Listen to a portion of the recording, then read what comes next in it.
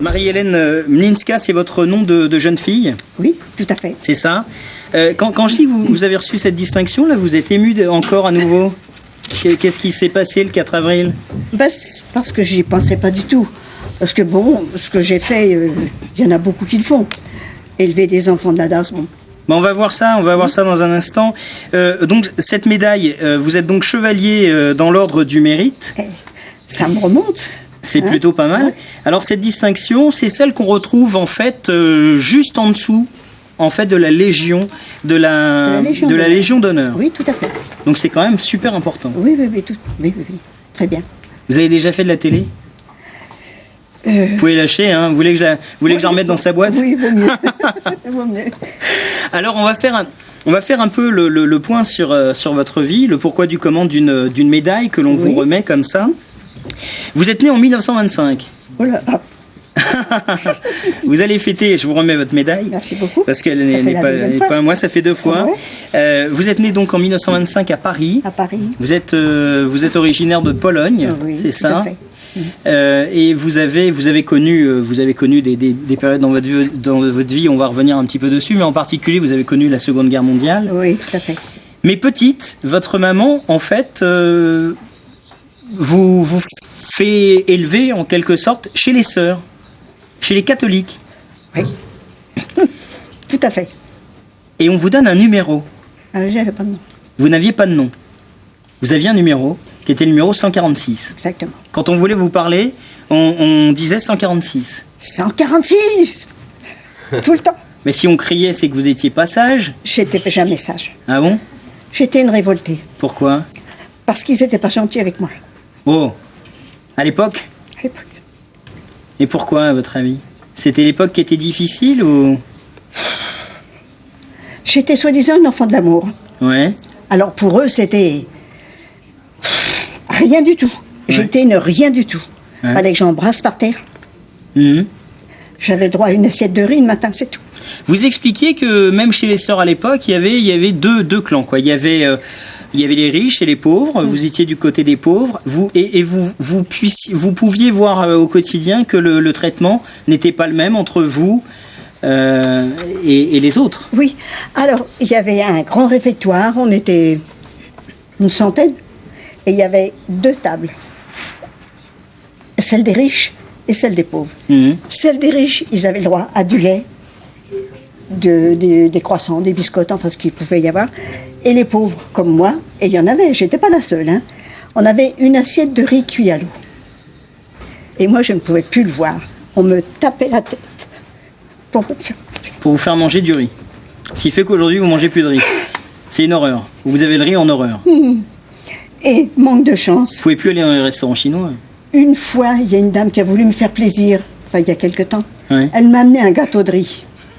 Vous l'avez tapé? Non. J'ai jeté le gâteau de riz sur le mur. Elle était offusquée. Elle m'a dit, je vous amènerai jamais rien. Plus rien. J'ai dit, vous le gardez pour vous et vous l'enfilez, votre riz. Parce que moi, je ne peux plus le voir, même en peinture. À l'époque, vous ne voyiez pas beaucoup votre maman, hein? Non.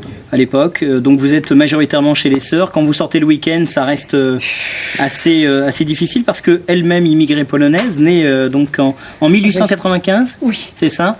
Elle est née en Pologne. Elle est arrivée en France. 22 frères et sœurs. 22 frères et sœurs. 22 frères et sœurs. Bon. À un moment donné, vous quittez cet établissement. Vous rentrez dans la vie active avec beaucoup de douleur puisque on arrive, quand vous êtes adolescente, presque adulte, on arrive à la période de la Seconde Guerre mondiale. Sans savoir pourquoi, vous vous retrouvez à Drancy, vous montez dans un train, on vous emmène en Allemagne. Oui. Vous avez quel âge à l'époque? Entre 12 et 13 ans. Entre 12 et 13 ans. Et je ne sais pas pourquoi. Vous ne savez pas pourquoi? Non. On vous emmène dans la banlieue de Berlin, à Arkner. Et vous êtes contrainte de travailler, en fait.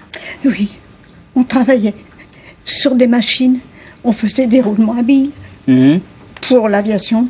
Et derrière nous, on avait ce qu'on appelait les choupeaux, les soldats, avec des mitraillettes. Et si on faisait un geste de travers, pouf! Vous avez vu des gens se faire tuer dans ce camp? Oui, beaucoup, presque toutes. Et celles qui étaient avec moi, parce qu'on dormait à 4 dans un lit, enfin un lit, un chalet qu'on appelait ça. On dormait ensemble. Vous étiez la plus jeune. Oui, la plus petite. La plus petite, la plus jeune. Et donc, à l'époque, celles qui sont plus grandes, elles vous apportent tout leur amour. Très gentilles. Et elles m'ont réappris à vivre parce que chez les sœurs, j'étais devenue très méchante. Que la sœur, elle venait et elle me tapait sur mon épaule comme ça. Pourquoi? Pour rien. Hein. Alors moi, comme je faisais de la couture, j'avais mis des épingles à l'envers. Et quand elle est venue pour me taper, elle s'est fait du mal parce qu'elle mettait toutes ses forces pour me taper. Et quand elle a vu son poignet 146, qu'elle m'a dit « Vous allez être puni », je m'en fous. J'ai dit un peu plus, un peu moins. Ouais. Alors elle m'a emmené par l'oreille jusqu'au deuxième pour aller voir la supérieure, demander pardon à Dieu. Mais j'ai dit, moi je suis la petite sœur de Dieu, de Jésus, puisque ma mère s'appelle Marie, la mère à Jésus s'appelle Marie, et moi je m'appelle Marie-Hélène. Alors je ne vais pas aller lui demander pardon, c'est mon frère. Voilà, effectivement. Vous n'avez pas connu votre papa, ce qui est aussi un épisode un peu difficile de votre vie. Une carte postale. Ensuite, vous tombez malade. C'est peut-être ce qui vous a sauvé la vie. À l'époque, vous étiez en Allemagne, dans la banlieue de Berlin, à Eckner. Vous êtes transporté d'urgence à Paris. Oui. C'est-à-dire qu'on n'avait pas à manger. Oui. Et je faisais 30 kilos. Vous êtes donc rapatrié à Paris. Par la Croix-Rouge. Par la Croix-Rouge. Là, vous êtes sauvé. Oui. Beaucoup de vos copines, vous ne les avez jamais revues? Juste une. Et elle est morte à l'hôpital. Il n'y a que moi qui est resté. Et à l'époque, vous ne comprenez pas pourquoi vous étiez là-bas? Rien. D'accord. Ensuite, vous avez eu une vie très difficile. On va passer très vite les étapes. C'est juste pour comprendre qui vous êtes et aussi comment on remet cette médaille, alors qu'aujourd'hui, on remet des médailles à des chanteurs qui la demandent, etc. Ouais, alors que vous la méritez vraiment. Moi, je n'avais pas demandé. Vous rencontrez un homme qui devient votre mari, avec qui vous avez 3 enfants. Il décide de quitter la maison. Oui, parce que je vais vous expliquer. À mon époque, excusez-moi, il y avait des préservatifs, mais c'était pas comme maintenant, c'était des pneus Michelin. Des pneus Michelin. Et pour les mettre, il fallait 1 heure. Au bout d'1 heure, le mari n'avait plus envie de Déjà, rien. au bout de 30 secondes, c'est compliqué, alors au bout d'1 heure, j'imagine. Alors, vous comprenez que... Donc, vous avez 3 enfants. 3 enfants d'accord. en 2 ans et demi. Et donc, à un moment donné, votre mari s'en va, vous élevez vos enfants seuls. Il est parti, j'attendais le 3e. Vous gérez et vous élevez vos enfants seuls, on est d'accord? Seule, à travailler dans les champs. Et la première fois que j'ai travaillé dans les champs, je n'avais jamais travaillé. Et la cultivatrice me dit, vous allez arracher les herbes. J'ai arraché les poireaux au lieu d'arracher les herbes. Alors elle me dit, je ne vous paierai pas. J'ai dit, je regrette infiniment, vous allez me payer quand même, parce que moi ce soir, je n'ai pas d'argent pour donner à manger à mes gosses. Elle dit, je vous le retiendrai. J'ai retenez-le moi tant que vous voulez. Mais j'ai dit, ce soir, vous allez me payer. Je dis, sinon je viens là avec mes gosses et je vais coucher chez vous. D'accord. Voilà. J'avais pris de la poigne. D'énergie, hein? Ah, tout à fait. Bon. La vie est très difficile. Vous gérez vos 3 enfants toute seule. Vous rencontrez quelques années plus tard, 10 ans plus tard, un homme dont vous tombez vraiment amoureux. Vous avez une fille qui, elle, est la fille d'une union très amoureuse. Je vais raconter plutôt votre histoire parce que je pense que c'est difficile pour vous. Il travaille dans le bâtiment. Il est atteint d'une maladie très grave. Vous perdez votre mari. Il a alors 43 ans. La fille que vous avez eue avec lui, elle, plus tard, décédera à l'âge de 34 ans d'une embolie pulmonaire. Et dans votre vie, après avoir perdu ce grand amour, vous avez un autre mari plus tard, et lui aussi, à l'arrivée de la retraite, pour la première fois, les premiers symptômes de la maladie d'Alzheimer sont découverts. Cette maladie est connue par la science, mais pas encore reconnue par toutes les instances de sécurité sociale. Vous êtes obligé, pour suivre un peu l'évolution de sa maladie, qui n'est pas prise en charge sur tous ses aspects, de vous endetter. Et aujourd'hui, pour le soigner. Et c'est moi qui lui faisais ses piqûres, c'est moi qui le soignais, qui faisais tout. Parce qu'on n'avait le droit à rien à ce moment-là, la maladie n'était pas reconnue. Donc vous avez été contrainte pendant des années de vous endetter pour soigner votre mari. Et aujourd'hui, votre mari est décédé il y a maintenant, je crois, 11 ans. Oui. Il était malade de 1988 à 1998. Et aujourd'hui, vous avez cette difficulté-là, en particulier, à l'âge que vous avez, d'être encore aux prises d'harcèlement pour des remboursements de crédit. Et c'est très difficile pour vous. Oui, parce que les gens ne comprennent pas. Mais enfin bon, il n'y a pas que moi. Quand j'en parle à des personnes de mon âge, elles ont toutes eu des misères comme moi, parce que c'était l'époque. j'avais pas l'eau, fallait la chercher dans la rue, fallait laver au baquet, fallait allumer le feu, pendant la guerre, fallait aller scier du bois dans la forêt pour faire du feu. Donc, c'était pas la vie de maintenant. Et maintenant, ce qu'il y a de bien, c'est la machine à laver. Ouais. La machine à laver, c'est le bonheur. Ouais. Parce que quand il fallait aller chercher de l'eau, dégeler la glace, Ouais. et puis laver tout, et laver les balançoires à Mickey, vous savez ce que c'est que les balançoires à Mickey? J'ose imaginer ce que c'est, oui. Eh ben, c'est ce que les femmes ont tous les mois. Ben, nous, fallait les laver à la main. Hein? Alors bon, Ouais. les couches des bébés, c'est pareil. Alors, quand il y a eu la première machine à laver, je crois plus en Ah, Dieu. là vous, Excusez-moi, alors, d'un seul coup, vous avez cru en Dieu. D'accord. Merci, mon Dieu. Dans votre vie, pendant plus de 20 ans, vous avez été, malgré la difficile vie que vous avez eue, vous avez été au service de l'État. Vous avez été assistante maternelle et on dénombre pas plus de 34 enfants que vous avez élevés pour le compte de la DAS.